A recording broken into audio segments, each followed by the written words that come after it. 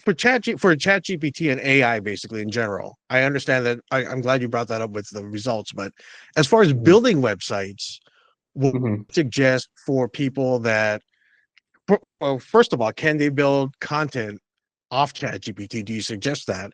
And Yeah. two, if everyone is building content using ChatGPT, how can they separate themselves from the 50, 100 companies that are using ChatGPT as well to create It's content?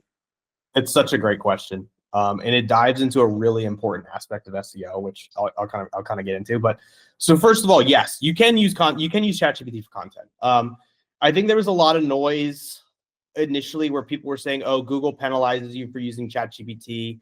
Um, there's a lot of like mixed opinions out there. What I do know for a fact that Google will penalize you for is if you spin up 800 articles with ChatGPT and publish them all really, really fast, it's going to trigger their spam. You're going to get put in their spam filter. You're probably going to get a manual action penalty, and your site's going to get de-indexed from Google, right?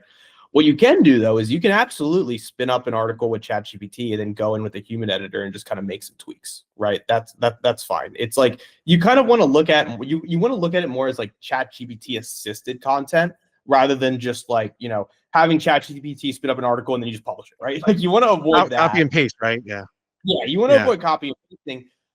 Because also like people can kind of tell what's AI written now. Like it's good, but you can still kind of tell if it's AI written. And it's you gotta think about your brand too, right? It's not just about SEO. It's not just about ranking. It's like, ranking and getting traffic is part of the equation. But then you also have to think about like what's the conversion mechanism, right? Will people read this article, trust me, and trust my brand, and then purchase from me, right? Or schedule a consultation call, right?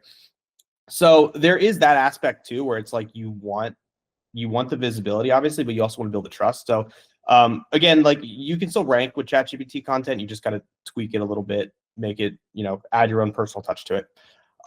Now, in terms of like, how do you separate yourself? So number one, it's kind of ironic, but we've kind of come full circle where it's like if you just write your own content as a human, you are going to separate yourself to an extent, right? Because Right. it's going to have that personal touch, and like you're going to be able to incorporate your own personal experiences. I mean, not that AI can't do that, right? But it's people can tell when something is written with like passion, right, and authority, right? It's like you can just kind of tell the difference. So funny enough, it's like one way to separate yourself is to not use AI and create your own content, which of course puts you at a disadvantage, right? So I'm not saying that's like the best way to do it, but in terms of like SEO, how do you separate yourself from SEO? Say like you have a business and you're publishing content, you're trying to rank. It's like if everyone has access to AI and everyone can essentially create the same high quality content. Let's just assume that you're using AI in a manner in which you're creating you're editing and creating high quality content. If that playing field is even, right, and the content is there, let's look at the other aspects of SEO, right? Keyword research. You can't really like separate yourself there because you can copy everyone else's keyword research in SEO. I can go into Ahrefs and pull a competitor site, see what keywords are targeting, copy that, right? I can make my website as technically sound as the next guy's, right? I can hire a dev. I can make sure the website speed is awesome. I can make sure there are no Google Search Console errors with like the LCP, whatever, right? I always forget what it's called. That stuff doesn't really make a difference, honestly, but you could go in and optimize it, right? And you can make your website as technically sound as you want. So then how do you separate yourself? It's the link building. That's why people who come to me and they're like, "Oh, links don't matter. Link building is dying, whatever." It doesn't make any sense because link building is actually more important than ever because it's the one separating factor. Everything else you can copy, right? But you can't copy someone's link profile necessarily because you can go out and buy links, right? But if you get, Business Insider links to you naturally because you have really good brand presence or something like that, like not everyone can copy that. Not everyone has the budget to go out and pay for a Business Insider article, right? So you can't copy Right. that.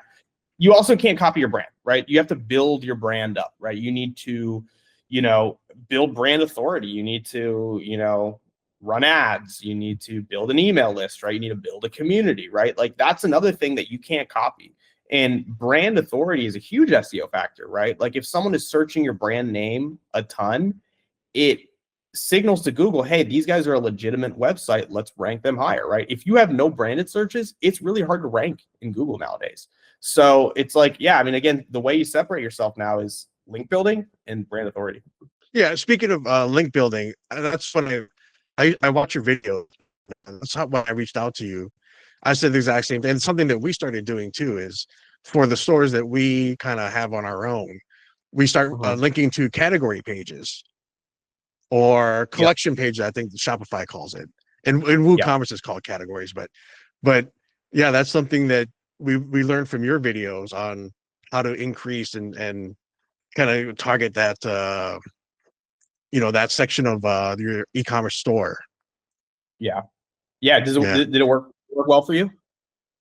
Well, we just started it, but yeah, this is something we're just slowly delving into. Obviously we're starting to build more online stores for our clients. They're starting to see the value of that, whether that's for the employee stores or for they want to sell branded merch of their own. So obviously as we go along, we'll start hopefully getting into more of that. But Yeah.